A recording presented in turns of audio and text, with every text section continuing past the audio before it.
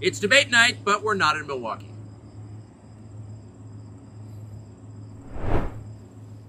Mr. President, thanks for joining us. Thank you. Why aren't you at the Fox News debate tonight in Milwaukee? Well, a lot of people have been asking me that, and many people said you shouldn't do them, but you see the polls have come out, and I'm leading by 50 and 60 points. And, some of them are at 1 and 0 and 2. And I'm saying, do I sit there for an hour or 2 hours, whatever it's going to be, and get harassed by people that shouldn't even be running for president? Should I be doing that? And a network that isn't particularly friendly to me, frankly. They were backing Ron DeSanctimonious like crazy, and now they've given up on him. I mean, it's a lost cause. It reminded me very much of 2016. In 2016, I went through the same stuff and had to fight them all the way, and then they became very friendly after I won, or just about when I was winning. But I just felt it would be more appropriate not to do the debate. I don't think it's right to do it. If you're leading by 50, 60, I have one problem leading by 70 points, and I'm saying, why am I doing it? And I'm going to have 8 people, 10 people, whoever made the debate, I don't know how many it is, but I'm going to have all these people screaming at me, shouting questions at me, all of which I love answering, I love doing, but it doesn't make sense to do them. So I've taken a pass, as you probably noticed. Well, I did. I'm grateful that you did. It's interesting, though, because you spent a lot of your career in television. Yeah. You had a top show in television on NBC. But you don't feel the need now running for president to do television, obviously. Do you think television is declining? Well, according to a poll that I guess we just saw, it just came out where it's down like 30, 35%, but I think they were referring to cable. I think cable's down because it's lost credibility. MSNBC, or as they say, MSDNC, is so bad. It's so wrong what they write and what they do and what they say. It's fake news, as I said. I think I came up with that term. I hope I did, because it's a good one. It's not tough enough anymore. It's corrupt news. Really what you do is call it corrupt news, but somehow that doesn't play as nicely. But it is corrupt news. So you have MSNBC and you have CNN, who's absolutely doing no ratings at all. I mean, they're dead. But they're doing none because they don't have credibility. They really don't have credibility. Fox is way down, as you know.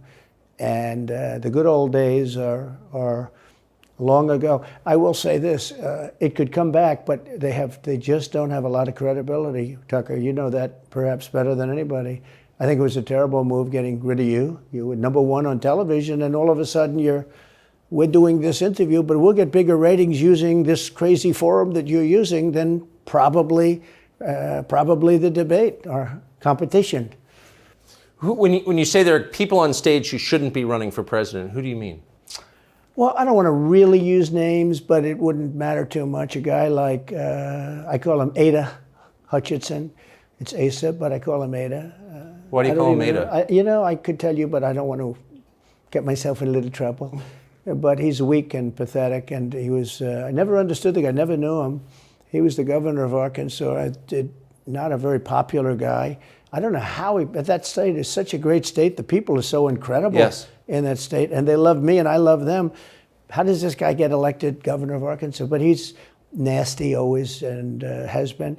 A guy like Chris Christie, the guy left with a 8%, think of it, 8% approval rating in New Jersey. Now he's running for president. And he runs solely on the basis, let's get Trump. He's like a savage maniac. He's like a lunatic.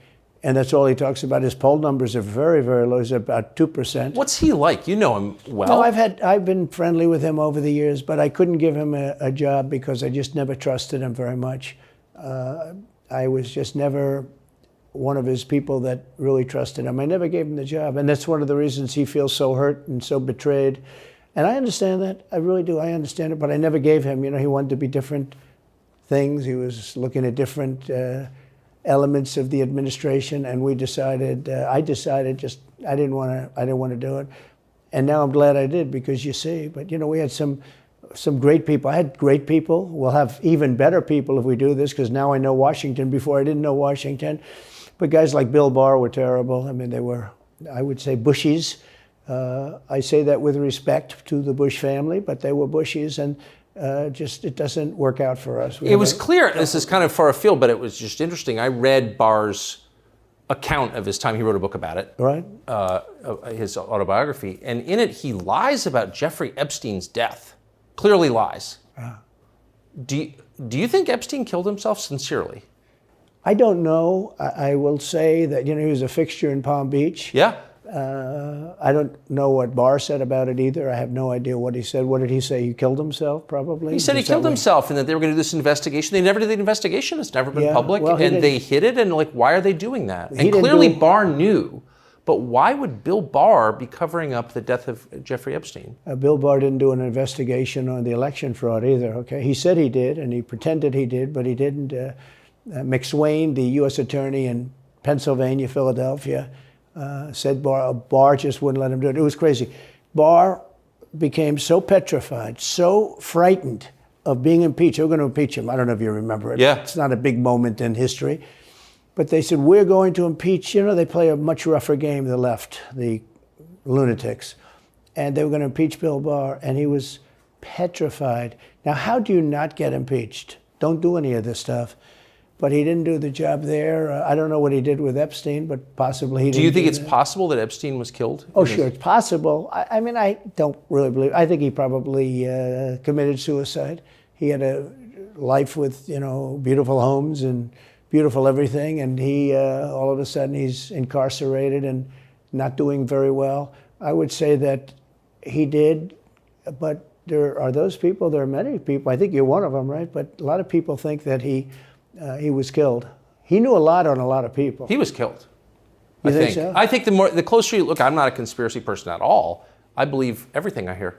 But yeah, the closer you look into it, I mean, the Attorney General of the United States, your Attorney General, clearly lied about the Epstein death. Yeah, and he was. Why? He was certainly. It wasn't well done. They had no cameras. They had no anything. Everybody was sleeping, and a case could be made. Look, I'm not going to get involved in it, but I can tell you, a case could be made either way. But it certainly wasn't the most well-run place. So the reason I'm asking you is I'm looking at the trajectory since 2015 when you got into politics, for real, and then won. It started with protests against you, massive protests, right. Organized protests by the left, and then it moved to impeachment twice, right? And now indictment. I mean, the next stage is violence. Are you worried that they're going to try and kill you? Why wouldn't they try and kill you, honestly? They're savage animals. They are people that are sick, really sick. You have great people in the Democrat Party. You have great people that are Democrats. Most of the people in our country are fantastic, and I'm representing everybody. I'm not just Republicans or conservatives. Right. I represent everybody. I'm the president of everybody. But I've seen what they do. I've seen the lengths that they go to. When they make up the Russia, when that's exposed and they go down, and Barr should have gone after them, and other people should have gone after. And they did very late, because the Durham report came out. It was fairly good. It could have been a lot tougher, I guess, but it was fairly good. But it explained how corrupt it was. I'll tell you who did a great job was the Inspector General Horowitz. He did a phenomenal report. You didn't have to go to Durham. He did it on Comey and on, I guess, McCabe and some others, and it was a vicious, it was basically a true report, how bad they are. But these people are sick people. These are people that I think they hate our country. You want to know the truth. When you see open borders, when you see these policies that they have, and so many other things, it's so sad to see. We have a country that's very fragile right now. I've never seen, I will say, look, I ran in 16, which was 15, but I ran in 16, election in 16, and there was tremendous spirit. In 20, there was even more spirit. We got millions and millions more votes. It wasn't even a contest. People said, well, what'd you think of 20? I said, we did much better. We did. You got to base it on the number of votes. We got many more votes in 20 than we did in 16. But the election was rigged. It was a rigged election. And with COVID, they used COVID to cheat in a lot of different things, and we have so much on it. It's like so easy. But we had judges that didn't want to look. We had people didn't want to get involved. They called you, he's a conspiracy theorist if you say anything about the election. But I have never seen spirit like there is right now. Even coming down here, just the people on the road that are just absolutely going crazy. And the reason is, I think they like me, and I know they love my policies. I hope they like me too. A lot of people say they don't like me, but they like my policies. I think they like me.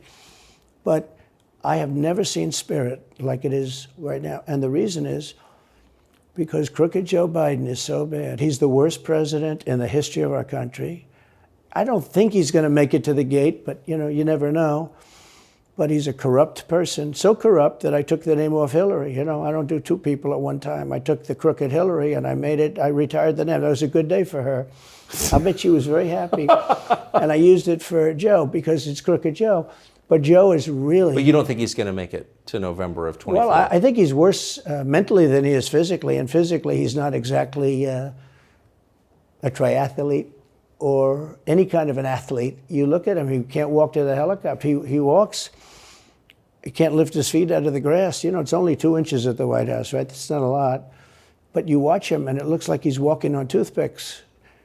So, and then you see him on the beach where he can't lift a chair. Those chairs are meant to be light, right? They're like 2 ounces. Yeah. You lift them up. He can't lift the chair. He can't walk to the chair.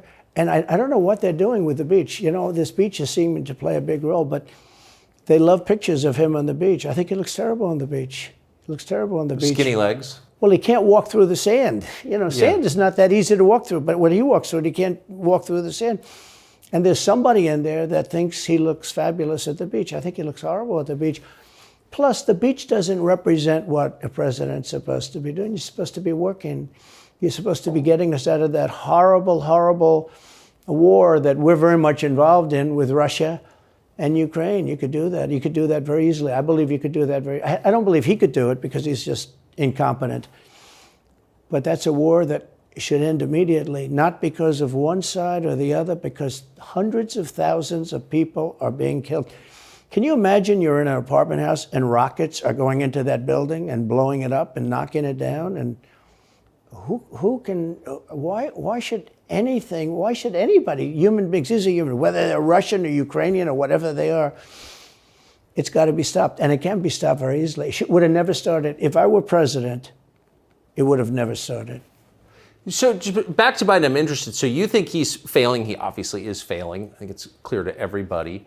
But that would make Kamala Harris the candidate? Well, not really. I guess they'd have maybe a free-for-all. A lot of people say she has to remain for certain reasons, the candidate. She has to. I don't think that's true, actually. I don't think that other people would stand for it. She has some bad moments. Her moments are almost as bad as his. I think his are worse, actually. Yeah. But she seems pretty senile, too. She speaks in rhyme. It's weird. It's weird. But she has bad moments. And in rhyme?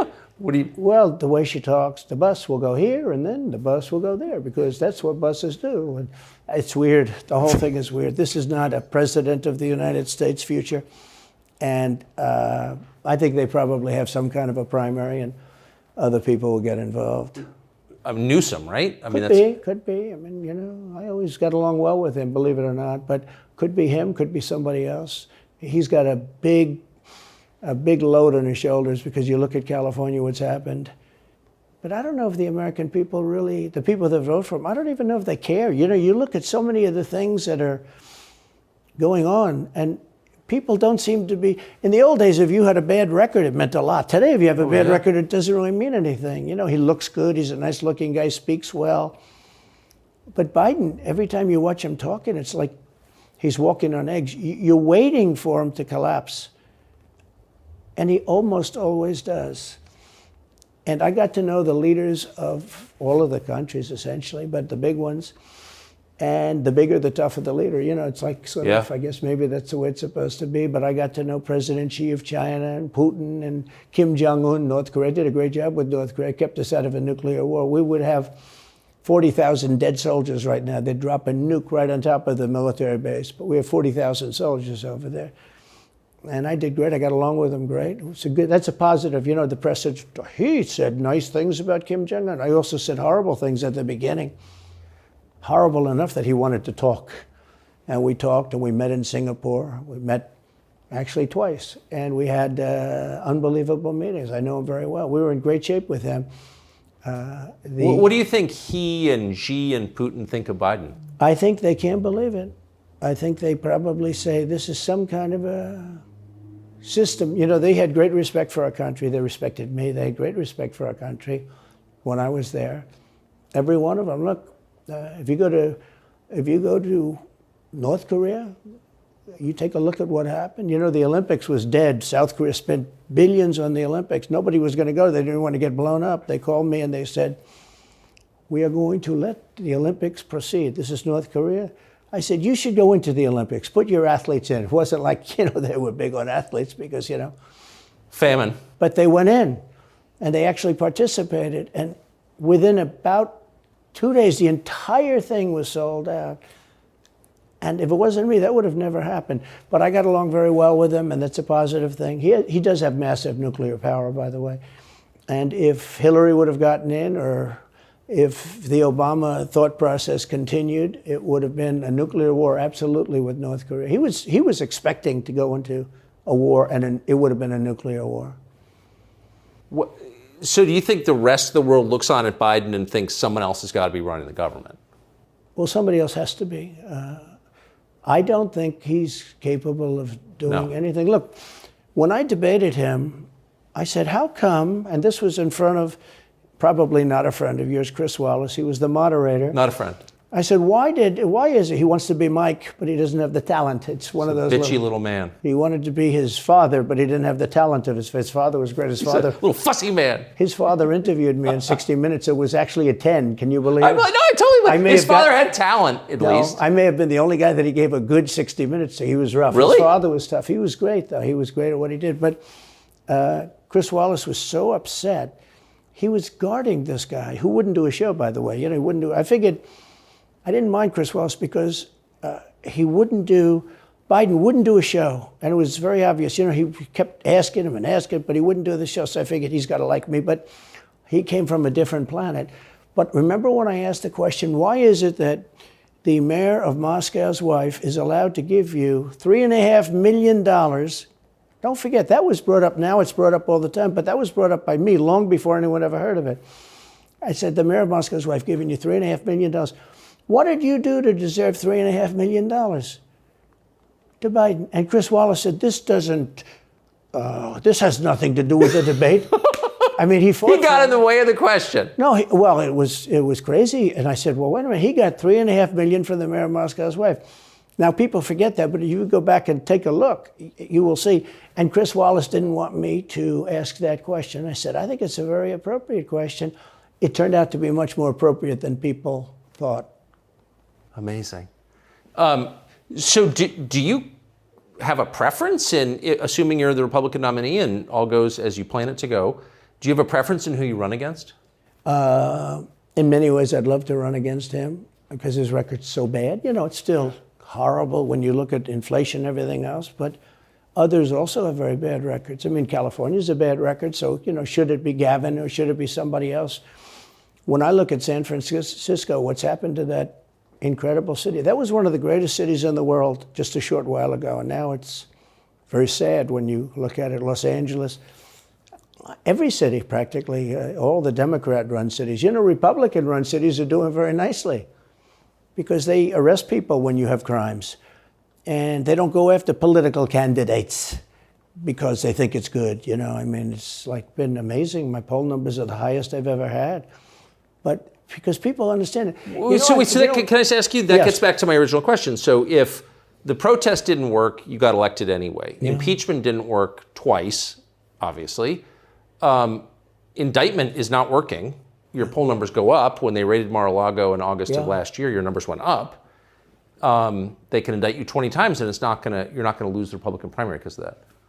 Well, it makes it look even more ridiculous. I mean, the 4 indictments, and maybe there'll be more. I don't know. These people are crazy. But they're counterproductive. So if you chart it out, it's an escalation, is what I'm saying. Yeah.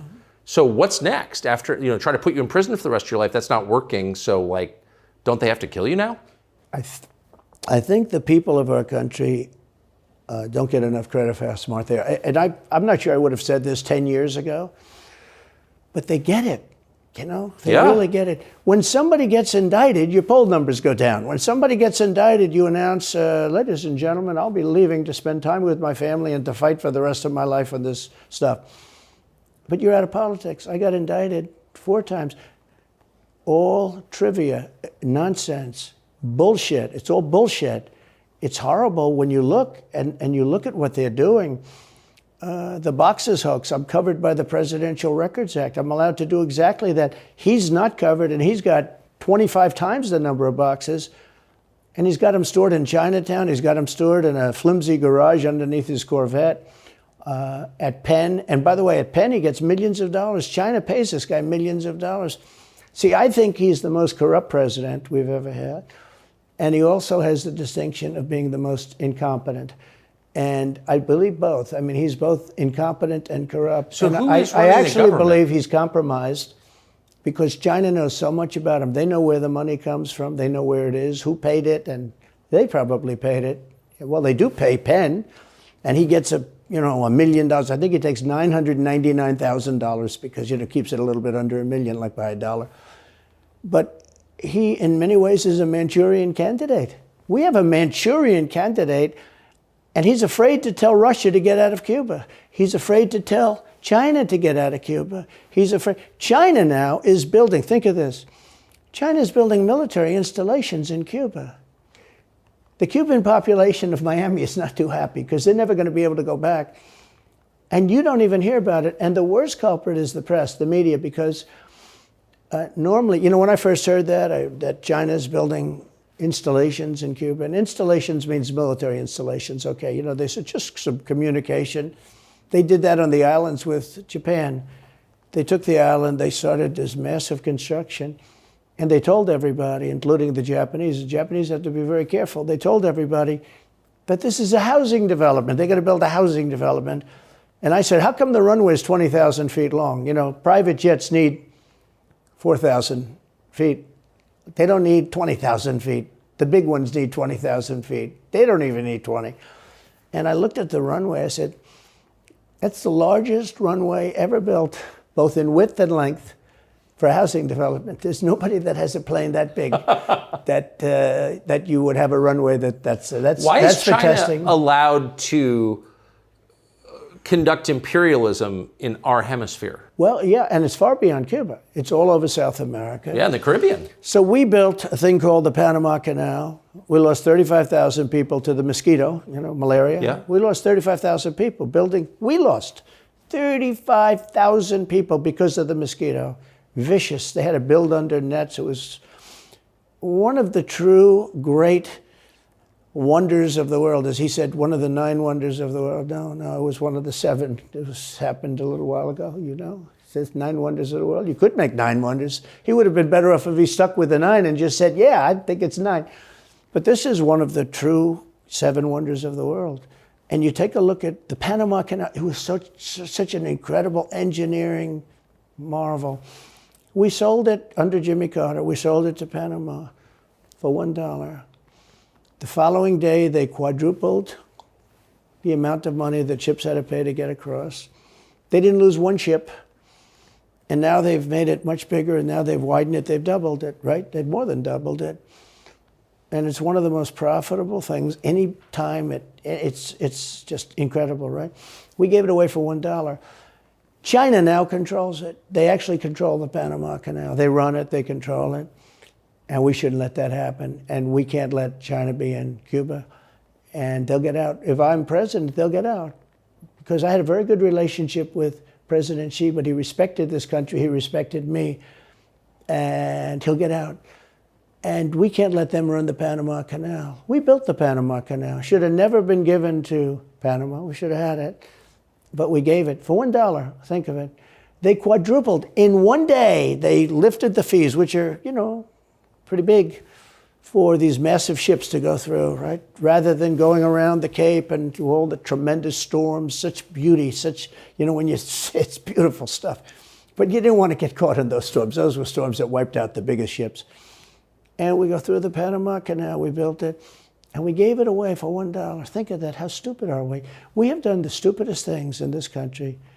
And now we have a president that can't put 2 sentences together, can't speak, can't walk, can't talk. I don't think he gets to the starting gate, but these people do miracles. I mean, he ran out of his basement, and you got away with that one because of COVID, so he sort of got away with it. They cheated on the election. But you have people that are very smart, but they're fascists and they're radical left lunatics, and they're destroying our country with the all-electric cars and the windmills all over the place, which, by the way, don't work, and they're all, most of them made in China. For the most part, they're made in China. Germany a little bit, but China. But you look at what's happening to our country, even no voter ID. I mean, why don't they want voter ID? There's only one reason they don't want voter ID, because they want to cheat. I mean, who doesn't want, the Democrat convention, the last one, they had voter ID that was this big. It looked like a prison card, this big on their chest. You walked in, they had your picture, your this, your fingerprint. They had everything. The most incredible voter ID I've ever seen. That was to get into the Democrat National Convention. But to get into vote, if you buy groceries, if you buy practically anything now, you have ID on a card, credit cards or otherwise. But don't you think it's racist to have to show your ID? Well, they probably say that. They use anything not to show ID, because voter ID is pretty simple. And we could go back, and we should go back to all paper ballots, voter ID, same-day voting. France did it. France had mail-in ballots, and it was terrible.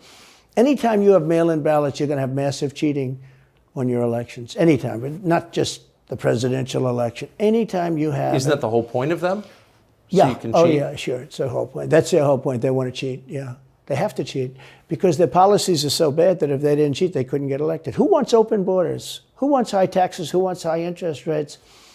Who wants to not be able to use a gas stove or have to drive an electric car, which, you have a 4-hour drive, but the car only goes an hour and a half, so you have to charge it? The happiest moment for somebody in an electric car is the first 10 minutes. In other words, you get it charged, and now for 10 minutes.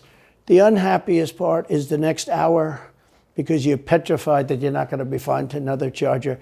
People, I'm saying, I'm not knocking electric cars, they're fine. They're fine. But if people want to buy a gasoline car or a hybrid, hybrids are pretty good, actually, but they should be allowed to buy. They don't want to do any of this. So right now, California's in a big brownout because their grid is a disaster. The grid all over the country is sort of a disaster, but the grid in California. And yet, they want to have, in a very short period of time, millions and millions of cars going off that grid, essentially. It doesn't work. So plug your car into a grid that's failing. You should be able to buy an electric car. Electric cars could be fine if you drive short distances and you want to have, whatever, and you have plug-ins everywhere you go. They could be fine. But you got to have gasoline cars. You got to have everything. Let people buy everything. Now the new thing is your heating systems in the house. They don't want you to have a modern day heating system. They want you to use a heating system that will cost you at least $10,000 to buy and won't work very well. None of the stuff works as well. One of the things I did with EPA is you have states, many states, most of the states have so much water. It comes out of heaven, right? The water pours down and you have it. It's there. It's got to go wherever it goes, into the oceans, whatever. It's not like a big problem. Now, in some states, they have a problem. You have some desert areas and all, and for that, it's okay. But they have sinks where no water comes out. You turn it on, no water comes out. No water comes out of the shower. No water is allowed to go into the washing machine for your dishes or for your clothing or what. And I avoided all of that. Wait, they have sinks where no water comes out? Sure, you have restrictors. When I say no water, very little water. You want to wash your hands, right? Yeah. And you've seen this, and you turn on the sink and it's very little. Or you want to wash your beautiful hair, right? And you're standing under a shower.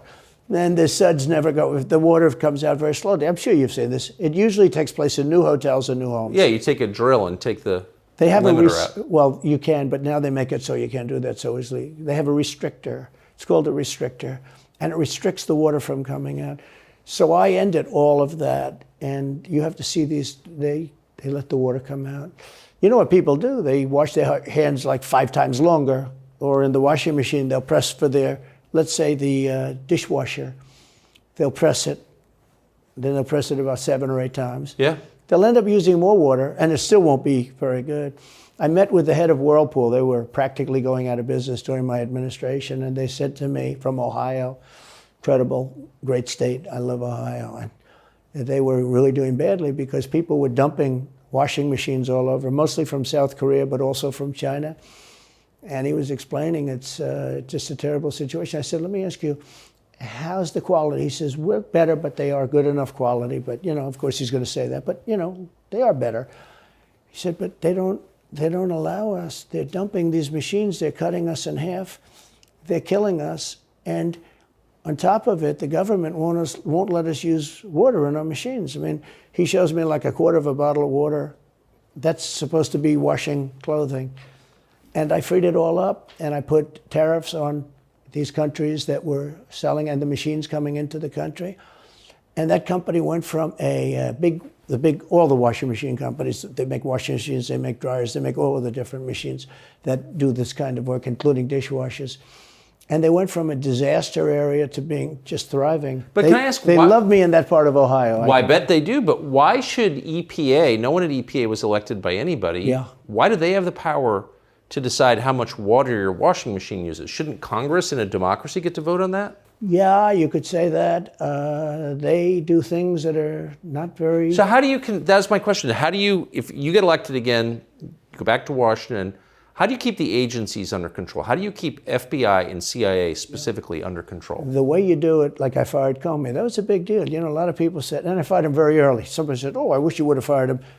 There was a real question about firing him. Anyway, you understand, because, when they have a 10-year term, there is a question. I fired Comey. That was a great thing. If I didn't fire Comey, maybe I wouldn't be talking to you, or I'd be talking to you about real estate or something else other than politics, right? That was a coup, in my opinion. That was a very sick deal. That was the insurance policy. You remember the insurance policy? Oh, she's going to win, darling. She's going to win. But just in case she doesn't, we have an insurance policy. An insurance policy was what they were doing. And we caught them with that. That was a very important tweet or whatever it was, text. It was a big deal. That was a big deal. The insurance policy. She's going to win 100 million to 1. That's not good odds. At least they gave me one, right? 100 million to 1. But just in case she doesn't win, we have an insurance policy. And everybody said, that's strange. That's strange. But we caught all of that because I fired Comey. Because when I fired Comey, it was like throwing a rock into a hornet's nest, into a nest of bees, and the place went crazy. So when you were president, are you confident that you knew everything, say, CIA was doing around the world? No, I'm not. It's a very interesting group of people. I had very good relationships, I thought, but I was a little surprised when I got out that, things go on. Look, it's... What were you surprised by? I was surprised. I think it's some of the people. I was surprised that there was... I had a group of people. Look, we killed many, using the CIA, I have to say this, very bad actors. We were very good at it. You look at Soleimani, you look at al-Baghdadi, bigger than Osama bin Laden. I mean, Osama bin Laden, but al-Baghdadi did ISIS, and he was rebuilding ISIS very strongly. And that was the CIA that did that? That was really us that did that. Yeah. That was really us that did that. And Soleimani was us that did that, not so much CIA. But we did some very good work with the CIA. What I started, when I looked at the 51 intelligence agents saying that was the laptop from hell was Russia disinformation, when I took a look at that, I said, that's a horrible thing. They knew it wasn't. They knew it was not. And by the way, you're talking about cheating on the election? McLaughlin and Fabrizio, great pollsters, they said a thing like that plus other things meant anywhere from 10 to 17% of the vote would change. Whatever happened to Mike Pence? You've always been nice to Pence. I've never heard you criticize Pence. You've defended him in public many, many times. He's out there attacking you. What is that? So Mike wants to run for president. You got to understand, in my opinion, Mike Pence had the absolute right to send the votes back to the legislatures. The Democrats and everybody said, you don't have the right. In other words, what I said, is he a human conveyor belt? You mean if he finds fraud in Pennsylvania, in Georgia, in any of these states, Arizona, he has to send them to Mitch McConnell, right? That's right, sir.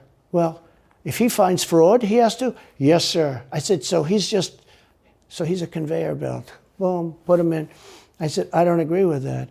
And we had some lawyers, not all, we had some lawyers that said, no, you do have the right to send them back to the legislatures to be rechecked. Because if you looked at what went on in Wisconsin, who, by the way, now agree with me, Wisconsin has been virtually, other than the fact they're not allowed to do anything statutorily. But Wisconsin has been, I mean, what they found is incredible. I mean, we won Wisconsin. But Mike Pence had the right, in my opinion, to send him back. Do you ever talk to him now? No, I haven't spoken to him in a long time. I was very disappointed in him. I didn't want to do what Thomas Jefferson did. Thomas Jefferson, it was Georgia. And it was, hear ye, hear ye, the great state of Georgia is not capable or allowed to tabulate their votes. And Thomas Jefferson, who was the vice president, said, is Georgia sure that they cannot tabulate their votes? Georgia is sure. He didn't send him back and have him redo it. He said, we will keep the votes of the great state of Georgia for Thomas Jefferson and his president. I didn't ask him for that. Could have done that too, but I didn't. I thought that would be turmoil. I asked him to send him back to his legislature, to the legislatures, you know, in Wisconsin, let's say. But why didn't he? I mean, you'd worked together for 4 years. You're the president. He's VP. You say you're aligned on everything. I think he got very bad advice. I really do. Now, let me tell you what happened. I sat there with a few people. I think his lawyer was in the room too. His lawyer was very much against it. There were other lawyers that felt you could do it. It was one of those things. I think you could have done it. I think you can always do something if you see fraud or if you see problems. But it's very interesting. So after the election was over, the rhinos got together with the Democrats and they redid the election, so you couldn't do it anymore. So then I called the people. I said, so in other words, you're saying I was right. You could do it. Yes, you could do it. In other words, they took the Voting Act and they redid it so the vice president no longer has the power to do what I said he could do. So when that happened, I said, wow. And you know, you'd look some of these Democrats in the eye and they'd say, he has absolutely no right to do it. And immediately after the election, they met rhinos, could name them all, and Democrats, and they approved legislation that takes away the right of the vice president to do it. So I said, so you're saying I was right. The vice president did have the right to do it, and they said, yes, he did. So if you're saying they stole it from you last time, why wouldn't they do the same this time? Oh, well, they'll try. They're going to be trying, yeah. And not only me, you know. Look, DeSantis is out. I think he's gone. So he was at a level. People have figured him out. He's gone. But if somebody else got in, other than me, they'll go at him just as viciously as they did me. These people are sick. They will go after them. And a lot of people say they won't be able to hold up. I do get credit for holding up quite well, I must tell you. I think it's... How do you do that? How do you get indicted, you know, every week and stay cheerful? It's... I think it's a lot easier because I'm so high in the polls, because it means the people get it. The people see it's a fraud. The people see it. Like this horrible district attorney from just a little while ago, from essentially Atlanta, that's Fulton County.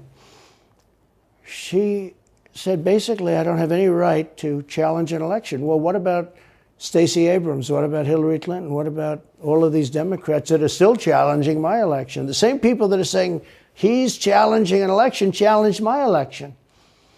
And they did it with slates. They did it with all sorts of things. They were very bad about it.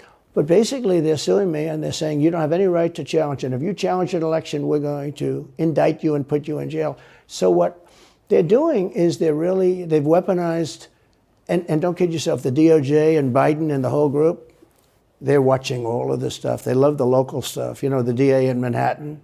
Not only that, they put one of the DOJ top people into the Manhattan DA's office to run things. They don't even have a case against me. It's not even a case. Everyone says, even the Democrats say, you can't bring these cases. You have no case. The Attorney General or the District Attorney, Fannie Willis in Atlanta, she's getting killed. Basically, she's saying Trump doesn't have the right to criticize an election. But you've been around long enough now. You've seen many elections criticized. I mean, Hillary Clinton goes crazy. Every time she talks, she says, he's not the president. Jimmy Carter said, he's not the president. Well, I am the president. Hillary Clinton called me, by the way, at 3:02 in the morning to congratulate me the night of the election. Did her voice crack? Well, her voice was, it's very different, I will say. I won't get into that. But what do you mean? Her voice was very different. Don't forget, they were all celebrating at 5 o'clock in the afternoon. And I came home and I said, I think we won. I felt we won because the rallies are so big. We'd go to Wisconsin and we'd go to Georgia. We'd go to different states. In Michigan, we'd have rallies. In Pennsylvania, we had 58,000 people in Butler. And I said, how are we losing this? How do you have a rally where you have from 50 to 100,000 people, many of them? I did 7 a day for a couple of days. That's a lot. That's a lot. These are big rallies, too. And I didn't hold back. I didn't say, let's make them let's do abbreviations, right? But they challenged the stuff. Yeah. Hillary called me up and conceded. Now, the word is that Obama said you have to do that. But she called up and totally conceded. But now, every time you see her on television, she's saying, she's challenging the election. Do you think... So that would mean that she should be indicted, but that would mean also that Stacey Abrams in Georgia should be indicted, because she still thinks she won the election for governor. She still thinks that. She's never recanted.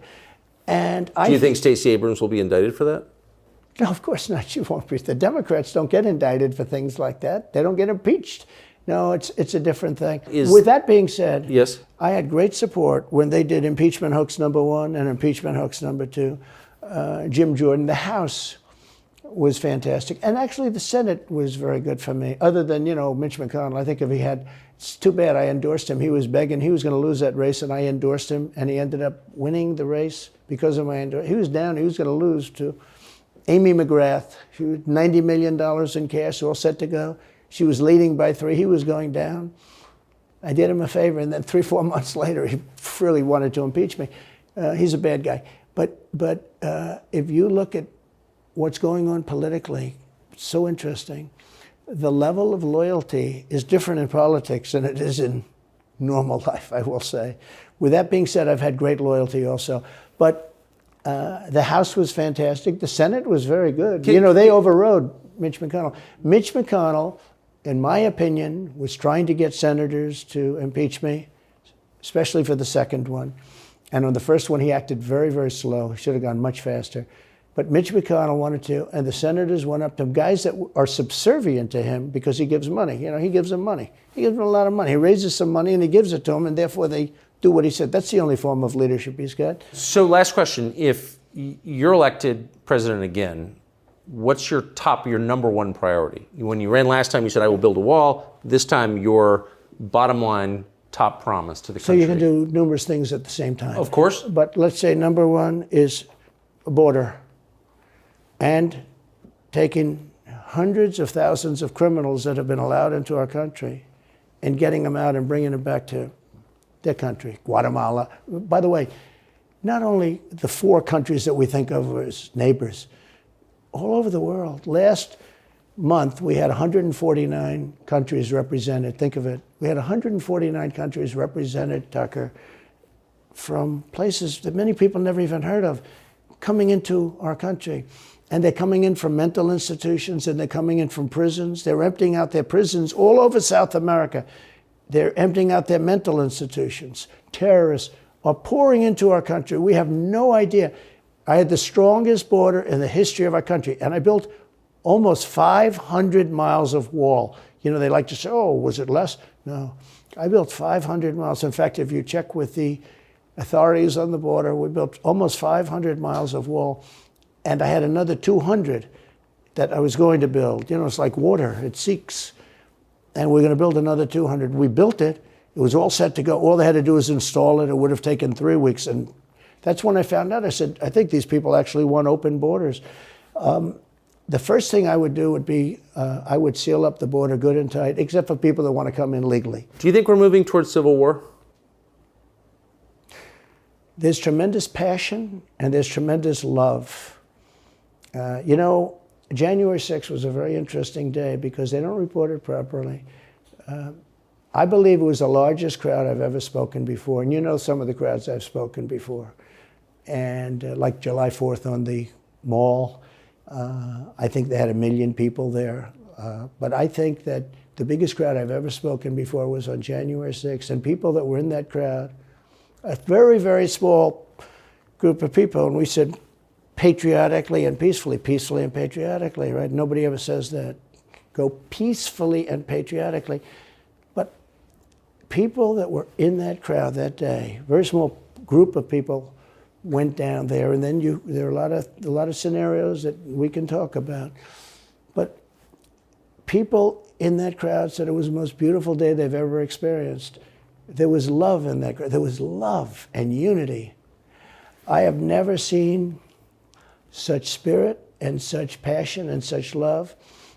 And I've also never seen simultaneously and from the same people such hatred of what they've done to our country. So do you think it's possible that there's open conflict? We seem to be moving towards something. I don't know, because I don't know what it, I can say this. There's a level of passion that I've never seen. There's a level of hatred that I've never seen, and that's probably a bad combination. Donald Trump, thank you. Thank you very much. Very much. Thank you. That is a bad combination, by the way. Bad combination.